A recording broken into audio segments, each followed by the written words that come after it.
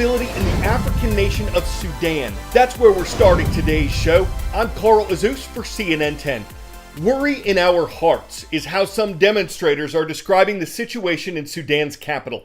Their country's military appears to have taken over in another coup. Sudan has seen several of those since the late 20th century. Its former president, Omar al-Bashir, was a military leader when he seized power in 1989.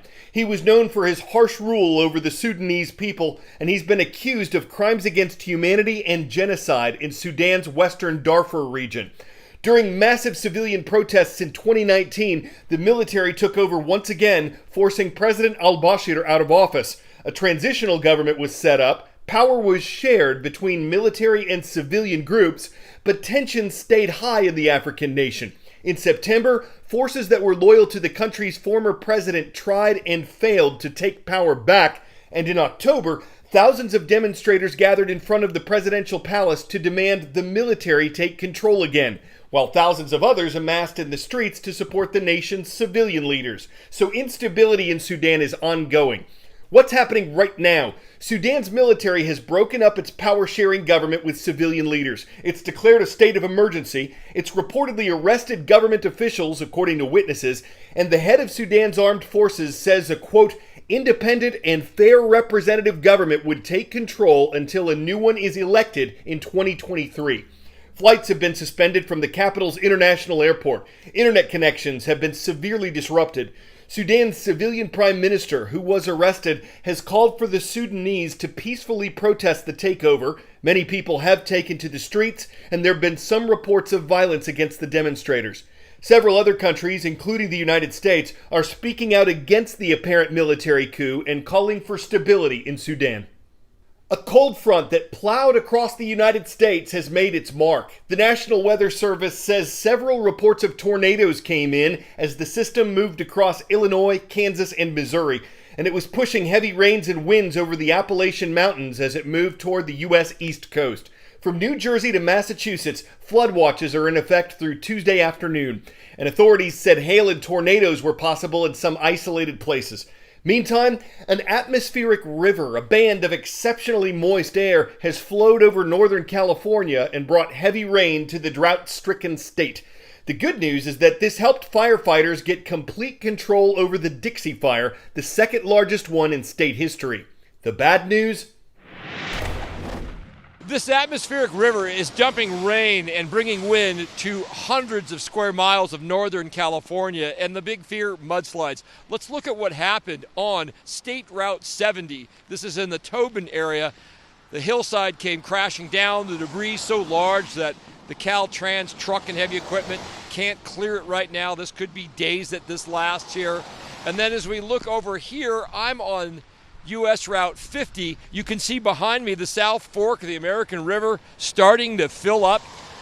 Here in one shot you can see they have to be careful with flooding in rivers, but above the so-called burn scar, completely stripped of vegetation in some places. And when the rain comes down, and it comes down and is strong for a sustained amount, that's when you can get the slides. It becomes an ashy, slurry mess. That's what they're worried about. So you will hear about power outages and flash flood warnings with these circumstances. And they're telling drivers, unless it's absolutely necessary, you shouldn't be driving. These are potentially lethal conditions as this atmospheric river comes through Northern California. Reporting from El Dorado County, I'm Paul Verkaman. Now back to you. 10-second trivia. In what mountain range would you find the world's largest salt flat? Andes, Caucasus, Himalayas, or Rockies? Salar de Uyuni can be found in the Andes Mountains. Before I wrote this show, if you'd asked me how many varieties of potatoes there are in this world, I might have said baked, russet, sweet, chips, like 4. I would have been wrong by about 4,000. And if you'd asked where most of them are grown, I might have said France, 'cause fries. But the truth is in the Andes Mountains, and the nation of Peru is our next stop.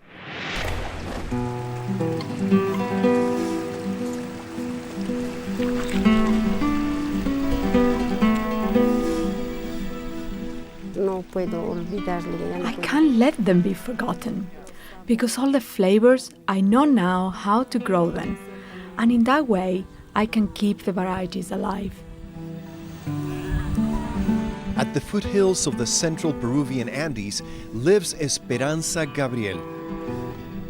She's a potato custodian, helping to conserve a personal collection of over 300 ancestral potato varieties. This one is Sumasuku. Inside it has pink pulp. Steph Dehan from the International Potato Center in Lima works with hundreds of custodians like Esperanza. So you can almost compare them like to coin collectors or to stamp collectors. They are really important because potato custodians are basically the guardians of the traditional knowledge, and they're also the guardians of the diversity itself.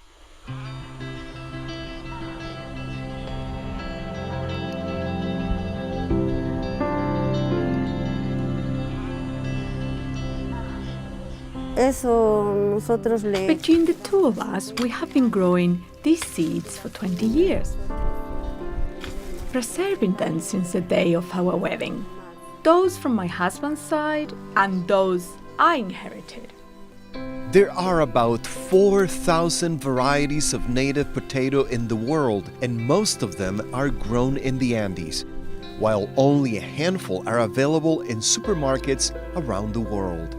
If we don't preserve the whole genetic base of these potatoes, it would basically mean that we have no options in the future to diversify our food system. So we would be highly dependent on very few varieties, and it would make us extremely vulnerable. The Andean farmers where they grow potatoes is very risky. So there's a lot of disease pressure, there's a lot of hail, there's a lot of frost. And basically growing these potatoes together in mixtures is a risk avoidance strategy.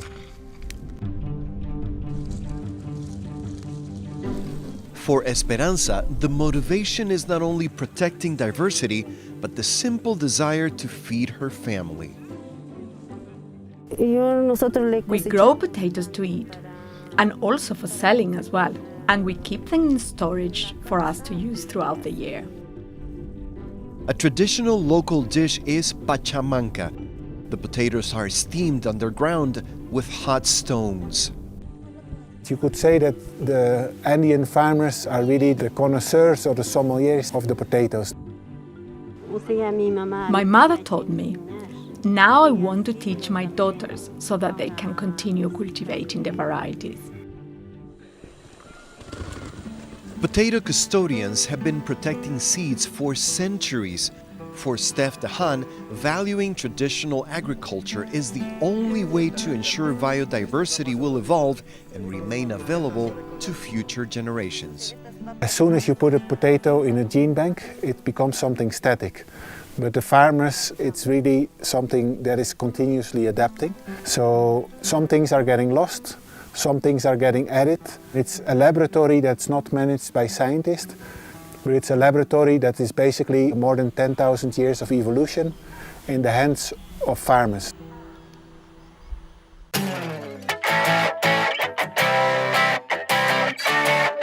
Big John is on the move. That's the name of the largest known Triceratops skeleton. It was discovered in South Dakota in 2014. It was recently sold at an auction in France for $7.7 million, and the buyer was American, so Big John will cross the Atlantic once again. Paleontologists say the skeleton is about 60% complete. The rest of the bones usually have to be remade, and some scientists don't like private sales of fossils.